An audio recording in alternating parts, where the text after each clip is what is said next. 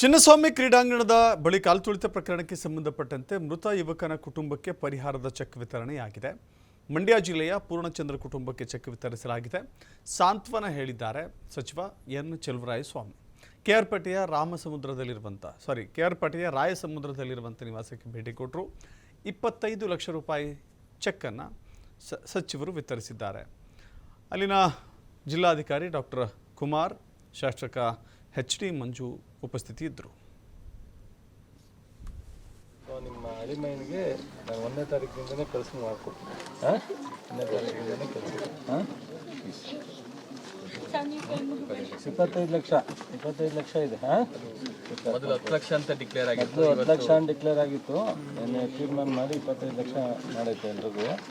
ಎಲ್ಲರಿಗೂ 25 ಲಕ್ಷ ರೂಪಾಯಿ ಕೊಡೋದನ್ನು ತೀರ್ಮಾನ ಮಾಡಿದ್ವಿ. ಮಾಡಿಸ್ಕೊಡ್ತೀನಿ ಬಿಡವ. ಈಗ ಅದು ಆಯಿತು. ಈಗ ಎಲ್ರಿಗೂ ಕೊಟ್ಟಂಗೆ ಕೊಟ್ಟಿದೆ. ನಿಮಗೆ ಬೇಕು ಬೇಡ ಅಂತಲ್ಲ. ಸೊ ನಿಮ್ಮ ಅಳಿಮೈನಿಗೆ ನಾನು 1ನೇ ತಾರೀಕಿಂದನೇ ಕೆಲಸ ಮಾಡಿಕೊಡ್ತೀನಿ. 1ನೇ ತಾರೀಕಿಂದನೇ ಕೆಲಸ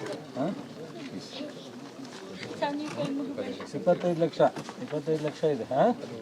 ಮೊದಲು 10 ಲಕ್ಷ ಅಂತ ಡಿಕ್ಲೇರ್ ಆಗಿತ್ತು. 10 ಲಕ್ಷ